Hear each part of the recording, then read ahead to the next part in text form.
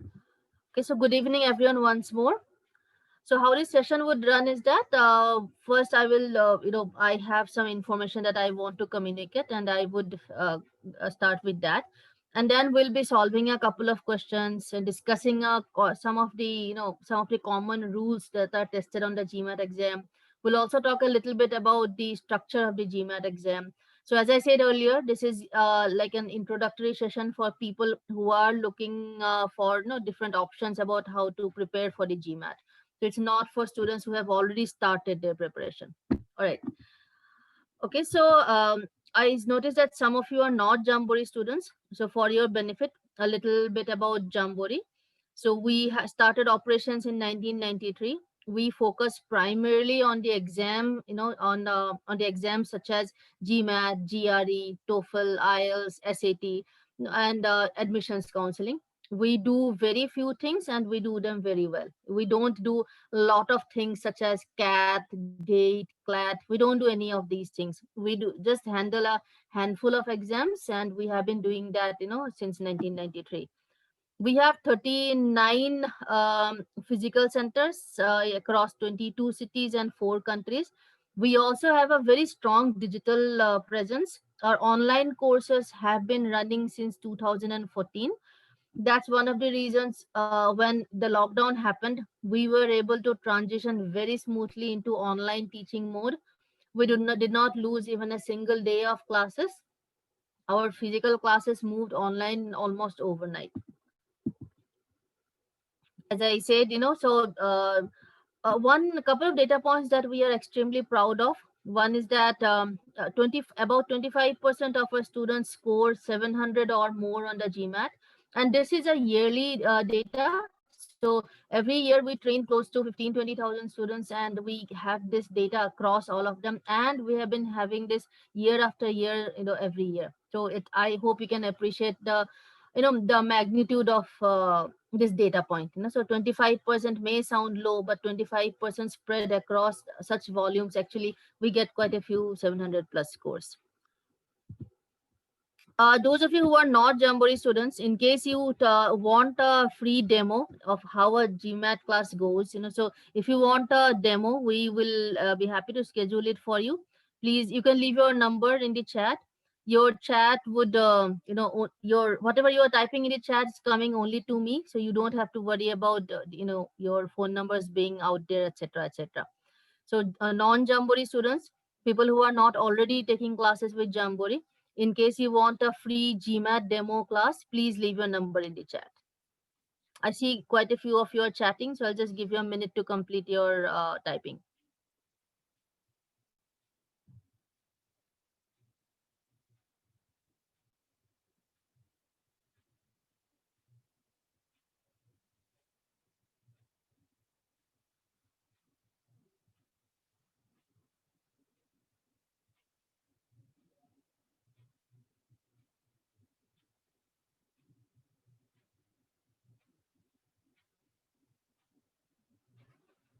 Okay, done everyone?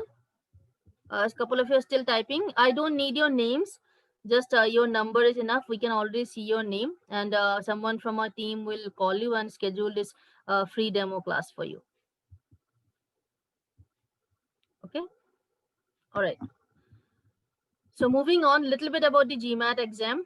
I am sure all of you have taken AWS. So you have, there's an AWS section where you have to write one essay, and you have got 30 minutes to do so.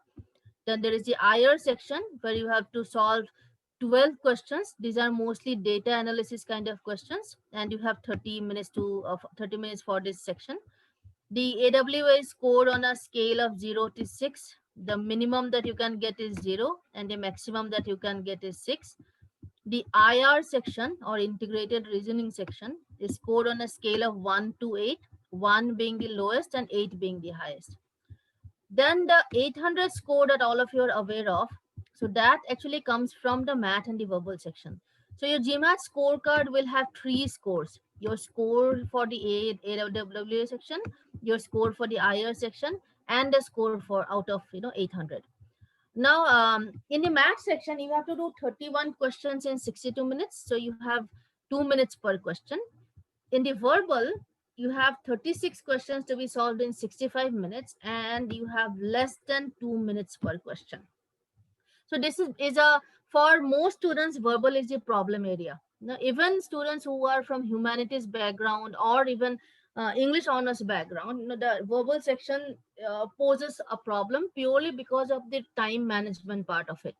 And when this 36 questions that you have, so you get reading comprehension passages also on the GMAT. You will get at least four reading comprehension passages and 14 questions, four reading comprehension questions, right? So the in this 65 minutes you will have to solve the questions all and read the passages. So actually, if you look at, if you take out 10-12 minutes that he will spend reading the passages, you are left with even lesser time, for each question. And that is one area that you have to start thinking about, when you are thinking about your GMAT preparation. Most of our GMAT students are comfortable with the math section. They don't struggle as much in the math section as they do in the verbal section. So is there anybody here who finds math easier than verbal?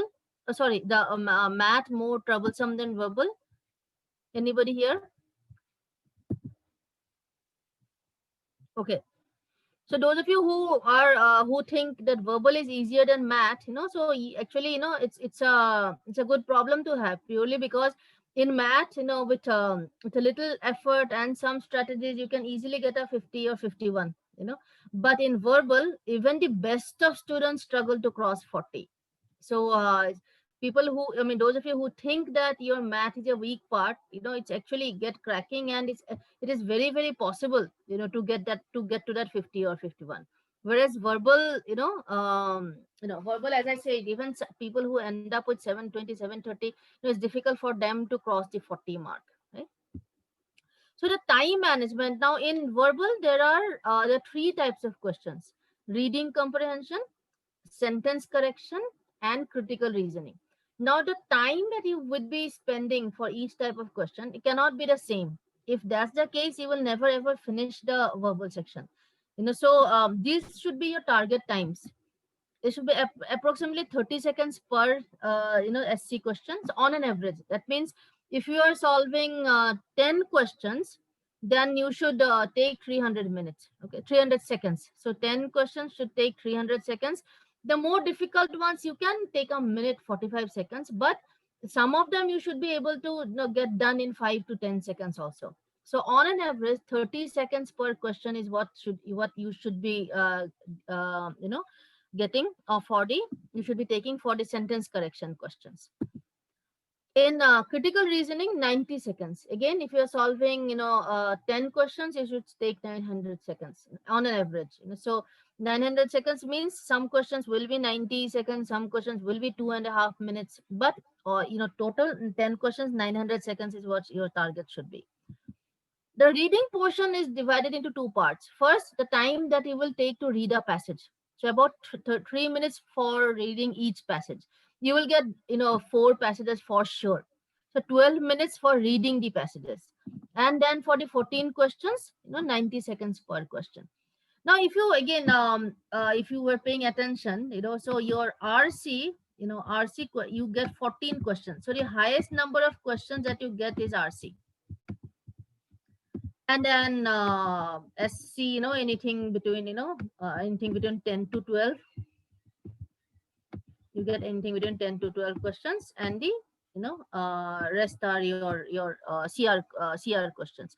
So the highest number of questions you will get RC. And RC, actually, if you pay attention, if you take the time to read the passage, it's a very high probability of getting 100% accuracy in the RC questions.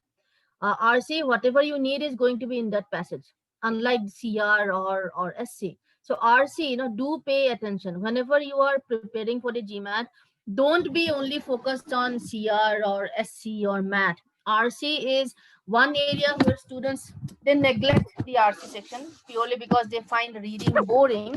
But that is the section where there's a real possibility of getting and getting 100% accuracy. So there's a very real possibility of getting all these 14 questions correct. Okay, so do be smart about your GMAT preparation. All right. Any questions till now? before we get into the, like, the strategies for SC, etc. So Sakshi, you are asking how many correct questions do we need in verbal to score a 700 plus? So that's a, I hope you know that on the GMAT, every question has a different difficulty level, right? The higher difficulty level questions, they carry more marks. The lower difficulty level questions carry lower marks. So because every question does not carry equal marks, it's difficult to say, how many questions you need to get correct. If you get more number of higher difficulty level questions correct versus more number of easy questions correct, that you will end up with almost the same score. So keep in mind that it's not about the number of questions that you get correct. It's like what type of questions you are getting correct. Now if you get more higher difficult level questions correct, you will end up getting far higher score than you would get if you just do lots of easy questions correct, right? So, Ankit, you were asking what type of critical questions are about. I didn't get this question. So, critical reasoning is a type of question. Within this type of questions, there are various subsets. Weakening questions, strengthening, assumption. So, there are lots of types of questions under this broad category. Okay, so how there's a short, very short passage would be there, and one question. So that's the structure of the critical reasoning questions.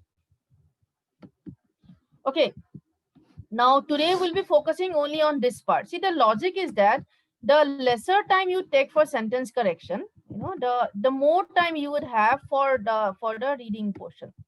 CR, you cannot go below 90 seconds. You have to do a lot of reading. So you cannot go below 90 seconds. So 90 seconds is also a little bit ambitious. But SC is, this is very, very doable. And the time that you are saving per question, that you can use for, you can take it out to read this, read each passage.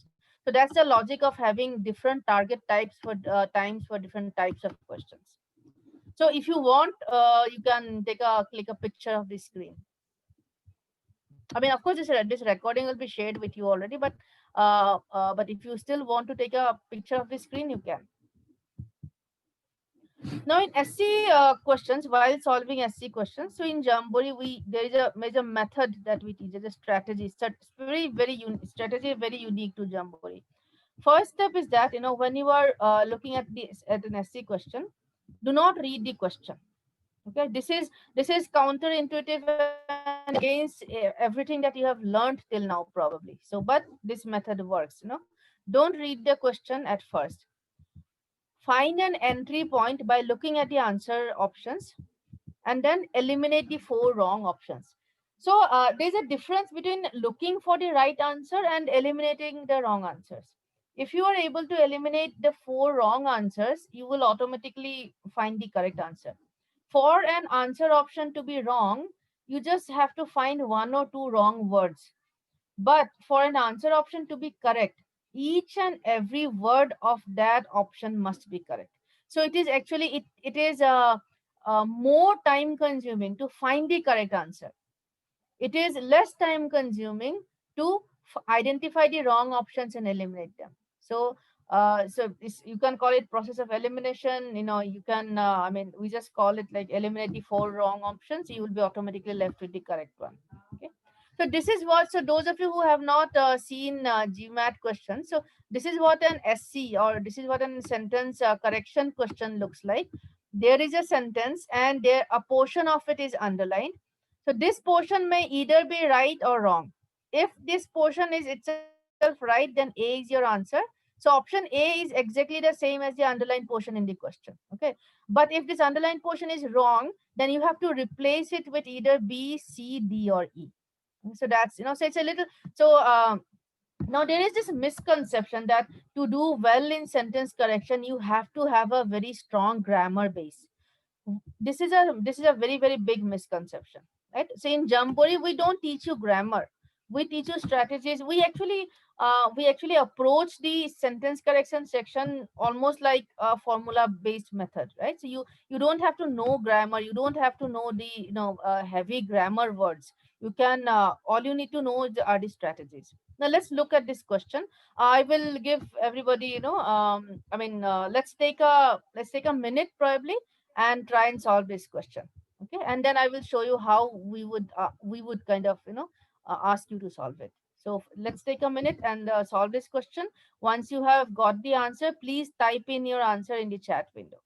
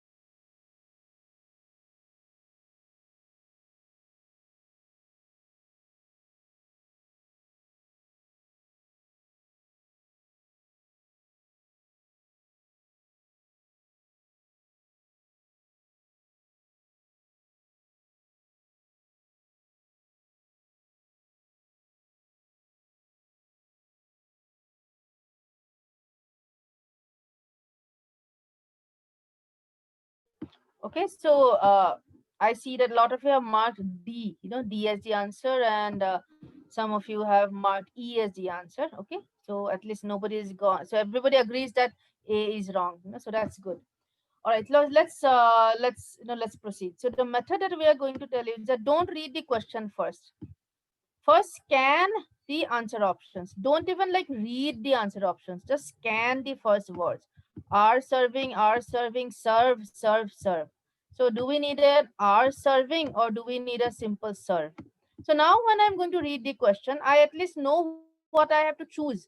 I have to choose either are serving or serve. Instead of just blindly going and guessing what's the error is, I now know that the error is either are serving is wrong or serve is wrong. So that makes my job easier. So when I start to read, so like ants, termites have an blah blah blah blah etc. Uh, in which a few individuals produce and. Okay. Now and is a very very important word on the GMAT. So if you did not already know this, please make a note. And is an extremely important word on the GMAT, right? So and whenever the word and appears, then what you have to check is something called parallel construction. Whatever things and is joining, they have to be in the same format. So and joins things. Everybody agrees, right? When you have to join two or more things, you use the word and. So whenever the word and is there, just first go and find out what are the words this and is joining, what are the things this and is joining, and are they in the same format or not. Okay. So, Ankit, parallel construction means that they have to be in the same format. The things that and is joining, they have to be in the same format. In this sentence, the word and is joining. What are the things that the and word and is joining? And is joining. Few individuals reproduce, and the rest serve. So reproduce and serve. They are in the same format. If it's serving, then I need a reproducing also. Is that clear? But in my non-underlined portion, the non-underlined portion is correct, obviously. It has reproduce. It does not have reproducing. Therefore, my options, A and B are wrong.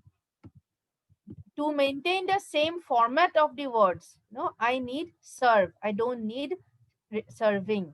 Okay.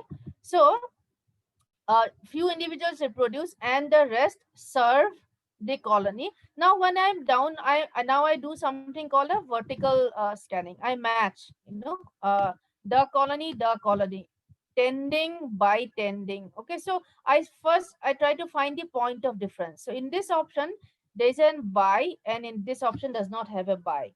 So do I need it or not? Now when I'm scanning, I spot the word or. In the remaining three options, I have this word or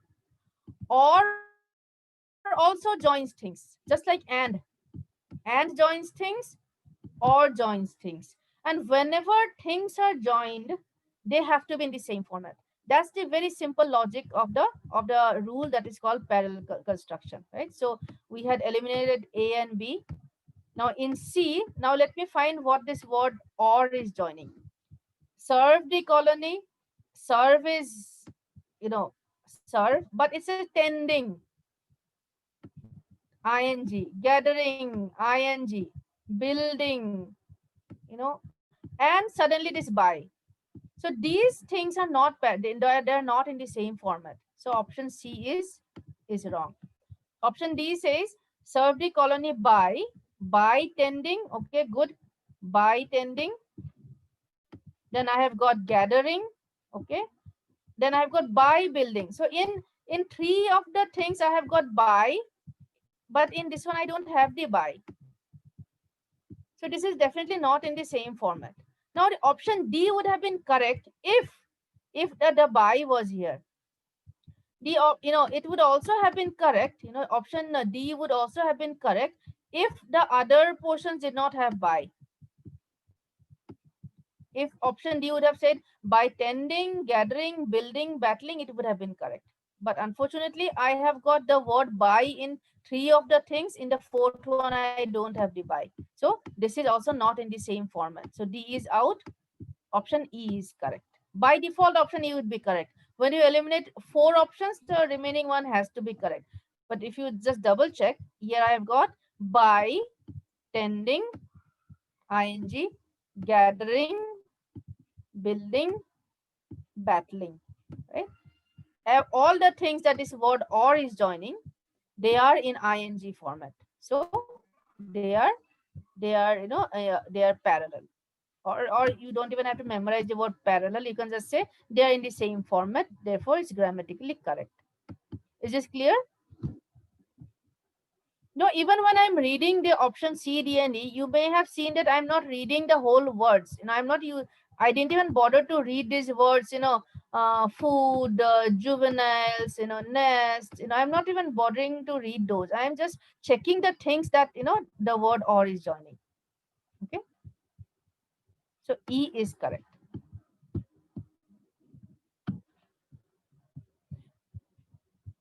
Everybody clear?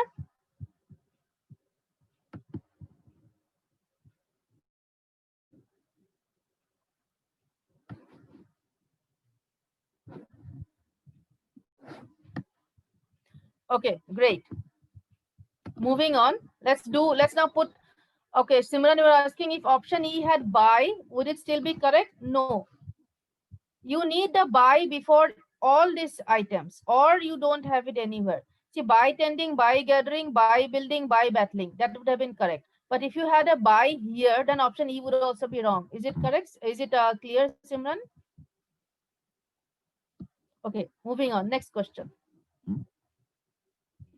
Again, take a minute very quickly and type in your answers in the chat window when you are done.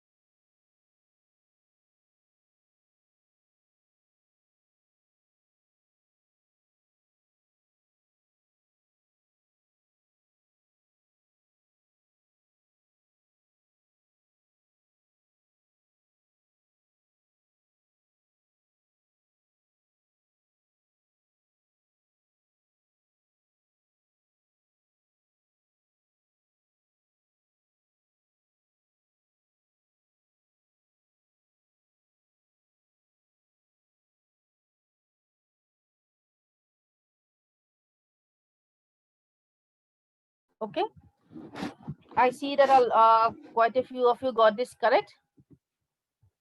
Now again, I'm continuing with the same rule that we discussed in the previous question, parallel construction. Okay, so and or and those things that are used to join things, right? Grammatically, they are called conjunctions, but you don't have to worry about knowing their grammatical name. Just knowing the name is not going to help you get the question correct. So and or but, these words, they join things, and whatever they join, they have to be in the same format. Now there are now pairs of words which also join things.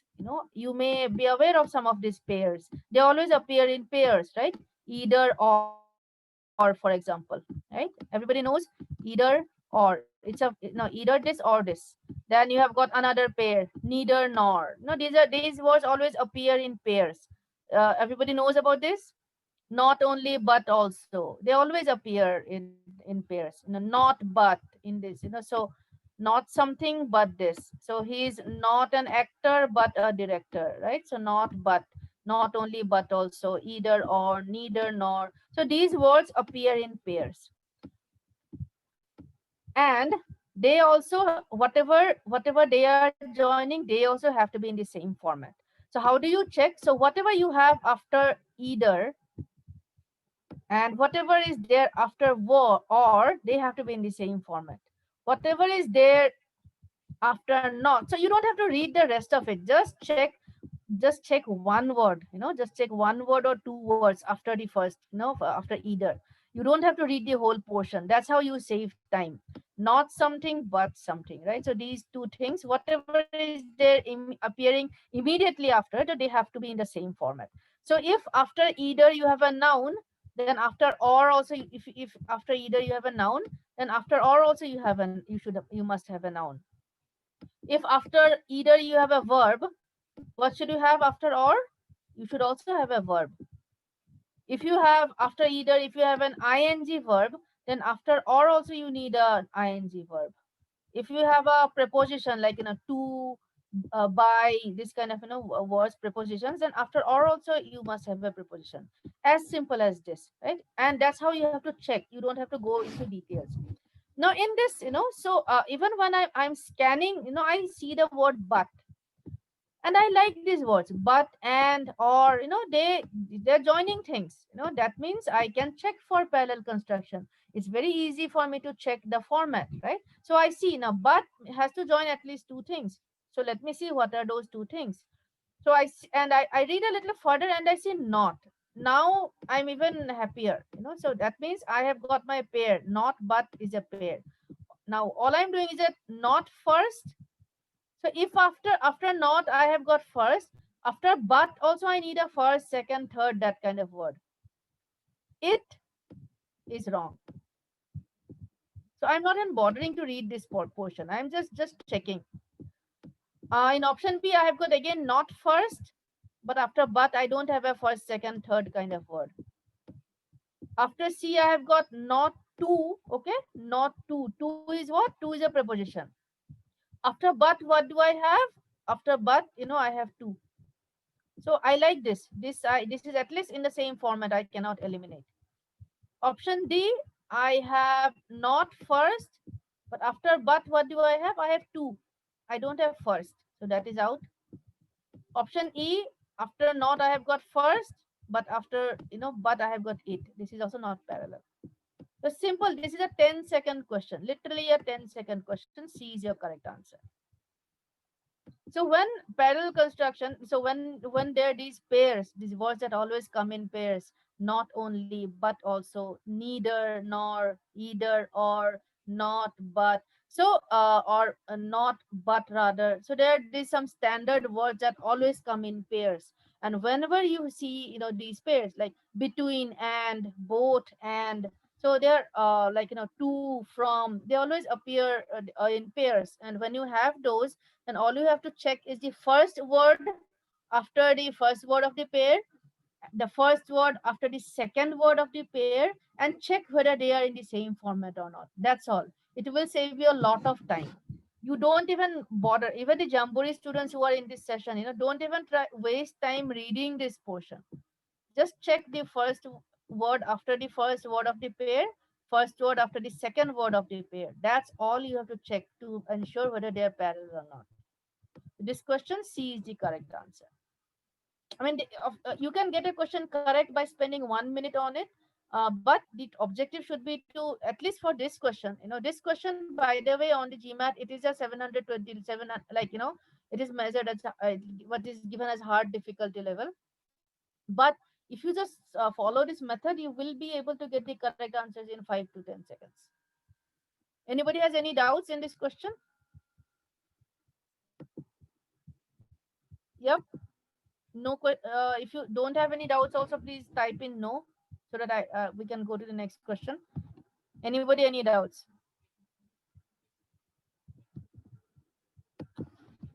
All right. This again, just take a minute, solve this. Once you have the answer, type it in the chat window.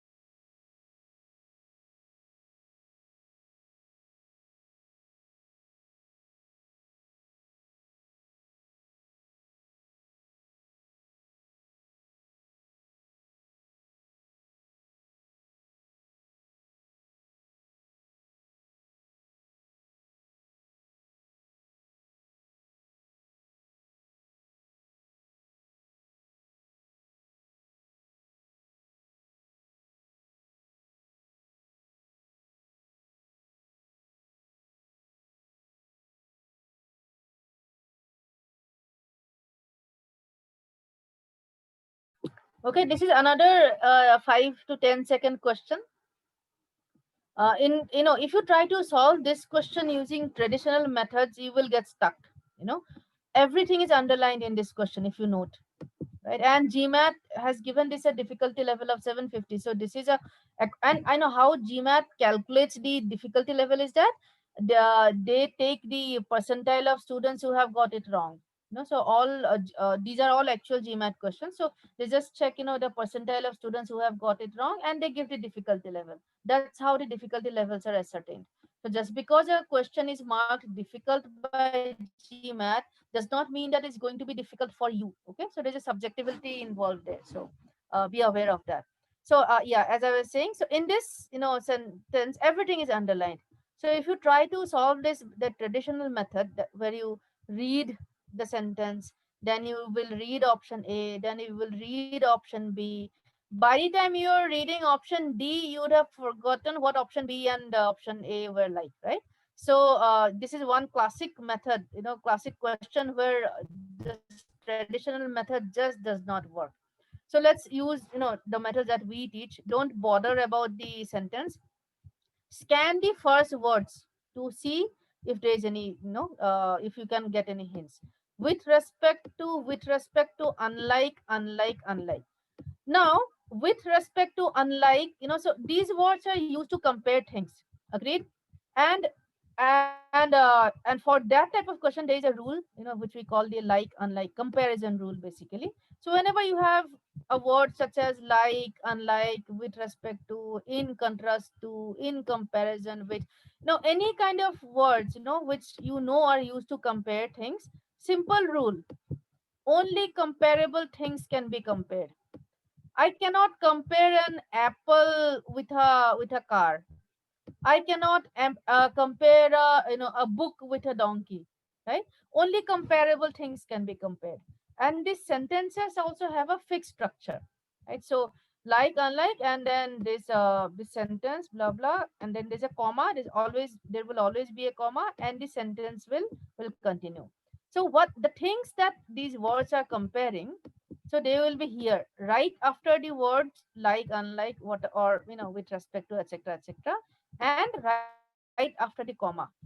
So all you have to do is that check whether these two things are comparable or not. Don't worry about what's like in between. Just when again I repeat, you see the words like, unlike, in contrast, in comparison to, in, with respect to, in contrast I mean, any kind of any kind of comparison words. Just find the things that are being compared and check whether they are comparable or not. As simple as that. So let's look at this question. So I see with respect to. Okay, so with respect to, so most species of animals. Okay, so one item that's been compared is most species of animals. Then see, day. First of all, we don't know what this day is. So this is anyway, we don't know what this day is. We don't know what the comparison is. So this is out. With respect to, now what is getting compared, right-handed or left-handedness. Okay, and my comma is most. So we cannot compare a quality. Somebody being right-handed or left-handed is a quality. I cannot compare that with species of animals. Species of animals is not a quality. So option B also wrong comparison. Option C says unlike humans, and this is my comma, humans, okay, are living things. Then I have more species of animals. So these are also living things. So this, seems, at least a comparison seems correct. So I will stay with this. Option D says unlike in humans, something in humans, and then more species. So something that is in humans, not humans. The comparison is not between humans and species of animals. This comparison is between something that is in humans and that is in most. So I don't have the in here. I needed the in here for this to be the correct comparison. In this case, I don't have it. So D is also wrong. Option E says unlike humans, okay, and then with respect to blah blah in most. So again, the same option E has the same problem as option E. Humans being compared with in something, right? So that is wrong. Therefore, C is my correct answer. Again, this is a classic example of a question that is difficult. Otherwise, that is marked difficult by GMAT. But if you follow the method, you can solve it. You can solve it in like 5 to 10 seconds. So, Deepak, you want about like what- option B, right? So, see, option B, right-handed or left-handedness. So that's a quality, right? You cannot compare a quality with animals. Therefore, that's wrong. Okay, Simran Khan, is that clear? And Deepak said there's a whole bunch, there's a whole list of such words. If you are a Jamboree student, you probably have that list already. We have compiled the list of comparison words that are tested on the GMAT. We have compiled a list of prepositions that are tested on the GMAT. So if you are a Jamboree student, that is in your book, right?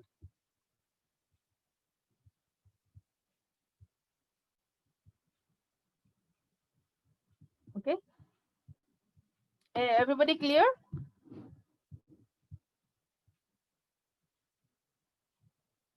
Everybody clear about this question?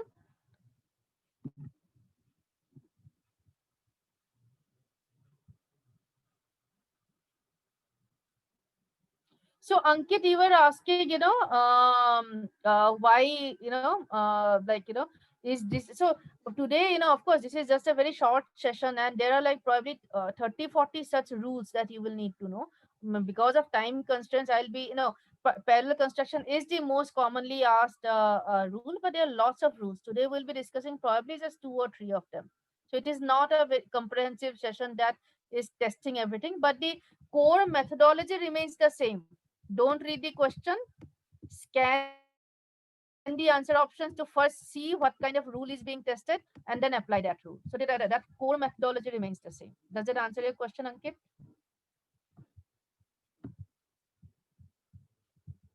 Okay, Simran, you are saying, okay,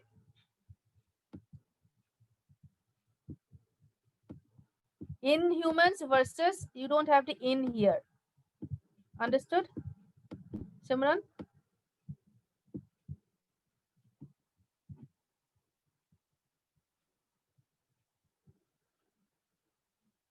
Simran, is it clear?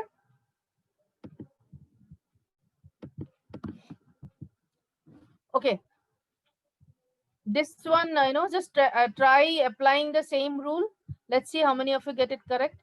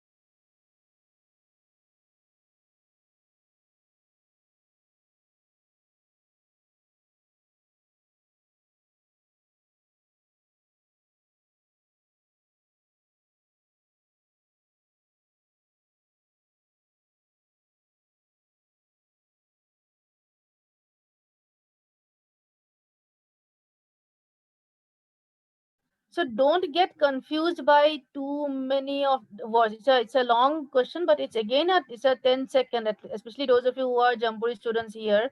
It remains a 10-second question.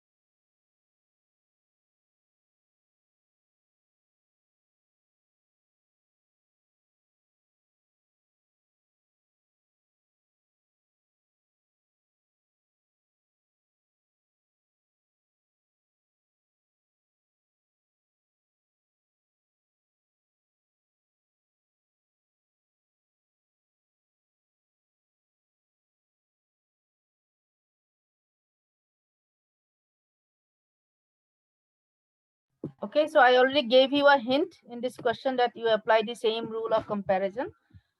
Even if again, just don't read the main sentence. This also same where everything is underlined, so you don't have any option anyway.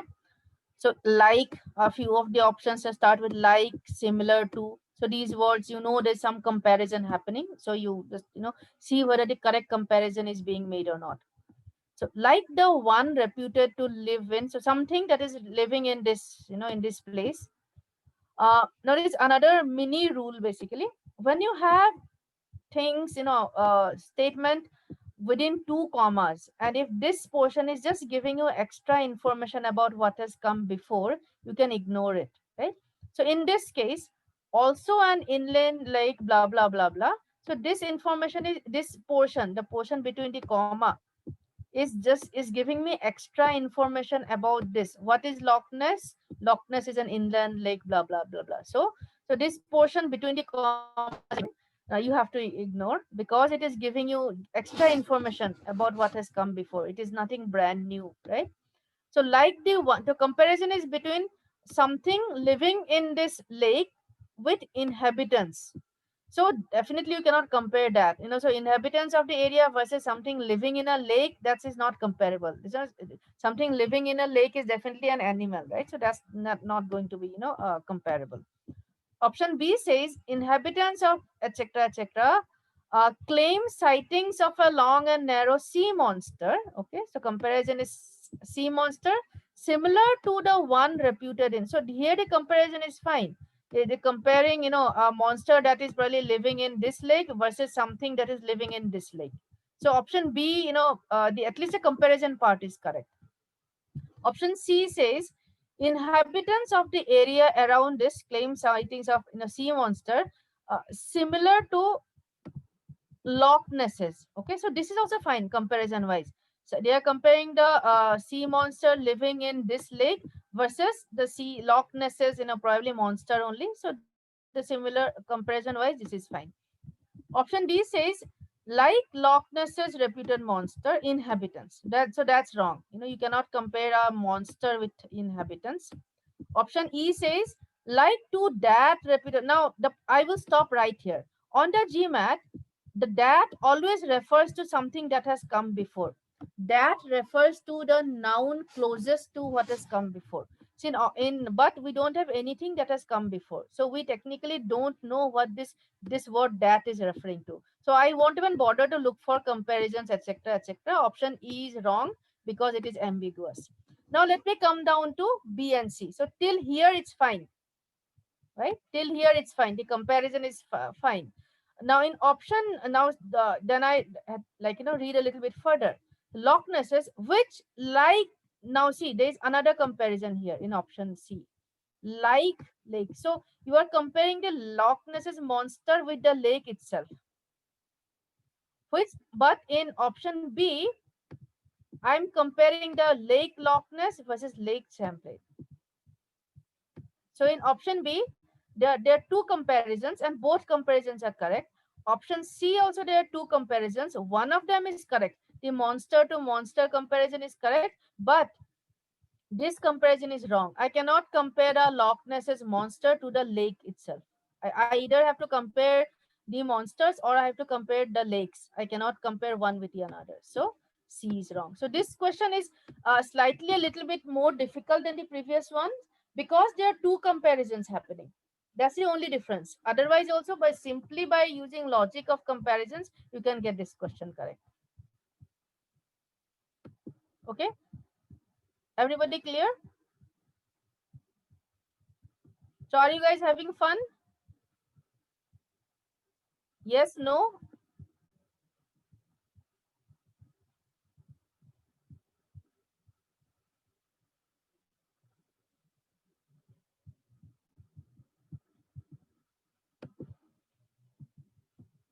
Okay, let's do one more question.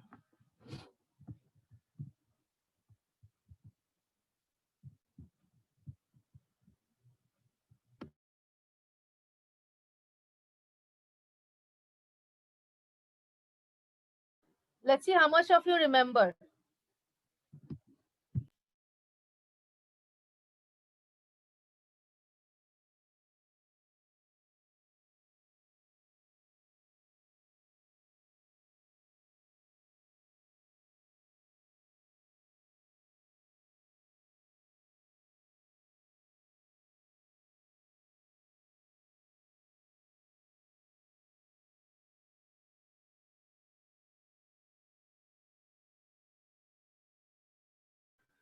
So Subham and Sangama and Namrata, I'm impressed. You guys got this like in like 5 seconds.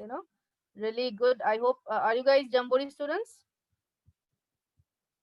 Namrata, GR, Shubham, and Sangama. Okay, okay, that's why. Probably. Okay, so yes, just like you got this like flat 5 seconds, which is good.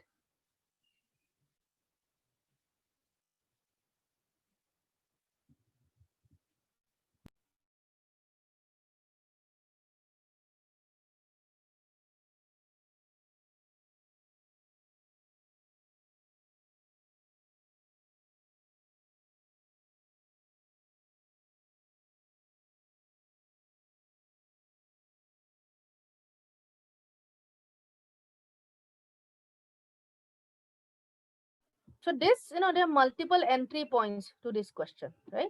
So if I like scan again, no, the basic principle does not change. Don't read the question, scan the first words.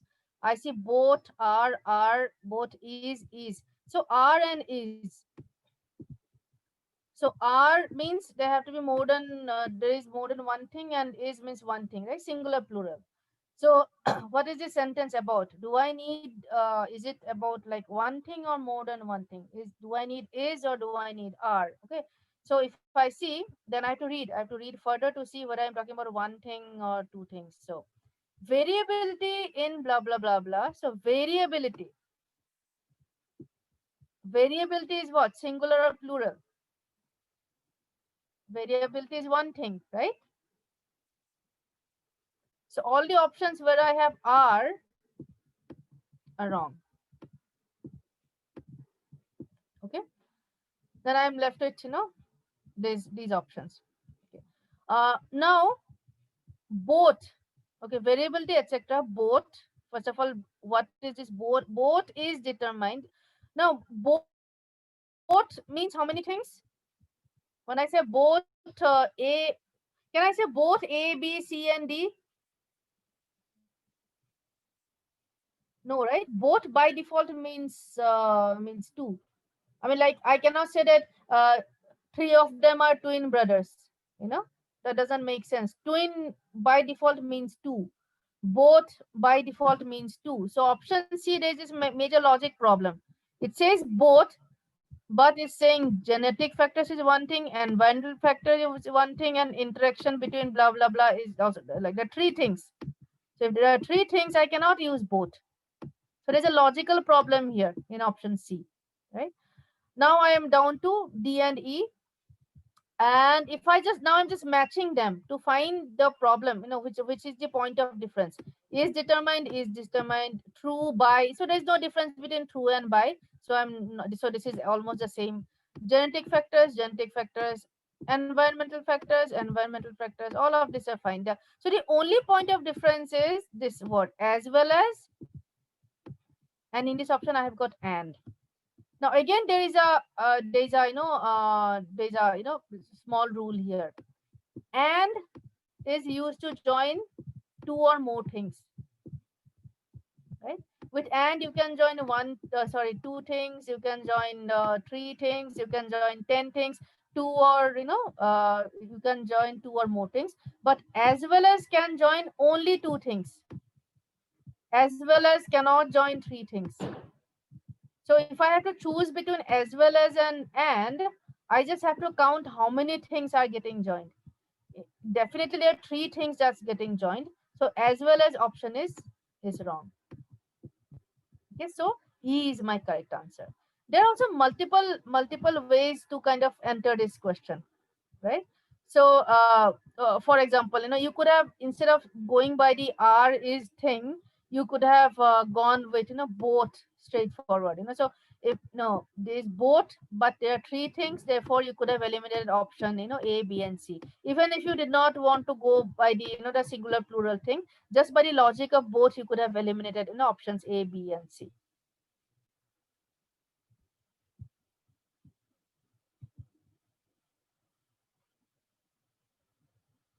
So some of you are option D and E. Okay.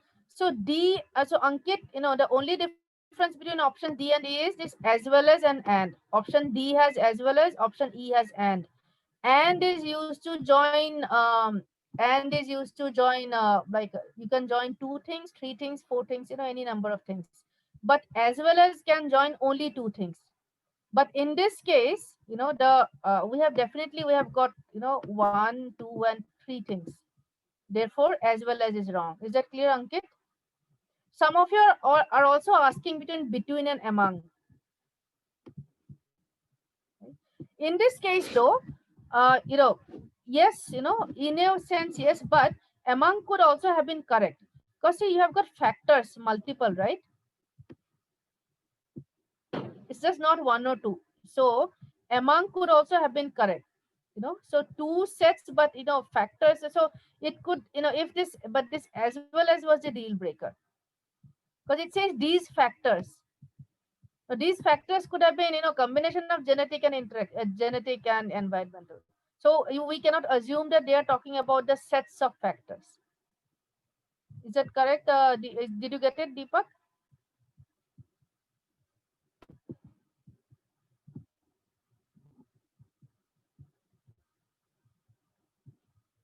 So Ankit, is it clear why not D and E? So this, it's a rule kind of thing. As well as is used to join only two things.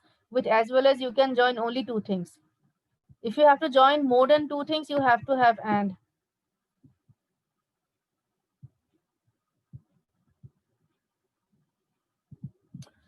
All right. So there are lots of such rules, small rules, But once you kind of learn the rule, they will seem very logical to you, right? And as I said, in Jambori, most of us are engineers. I am the verbal academic head, but I'm an engineer. Our MD is an engineer. Our CEO is an engineer. So most of us are engineers, right? So I don't know whether that's a good thing or bad thing, but what that means is that our teaching methodology is, or everything else is designed for, I mean, you don't have to learn additional grammar to get a good score on our exams, on the GMAT or something, because we have designed the programs assuming that a lot of the students will not know the grammar or would have forgotten the grammar. I mean, we have studied grammar in school and I doubt anybody liked it. So when we teach, we are not going to use like heavy words such as subject verb agreement, modifiers, gerunds. A lot of our people don't even know what they mean, but we do get high scores, right? Our objective is to help you get high scores on the GMAT exam. We don't care whether you know the grammar or not. And after going through our course and after getting a good score, you will still not know the grammatical words, but that does not matter anyway, right? So, that's all I wanted to communicate. Just show some of the commonly tested techniques. A very handful of rules. And in case any of you, guys want a more detailed class where we can, discuss far more rules, etc., we'll be happy to speak to you. You can leave your number in the chat. And I hope you guys had fun. I had a lot of fun. I hope you did too. And at any point of time, if you're looking for even math class, if you're looking for a demo math class also, we'll be happy to provide that to you. So have a great evening. For some of you it's evening, some of you it's night. So have a great evening or night, everyone.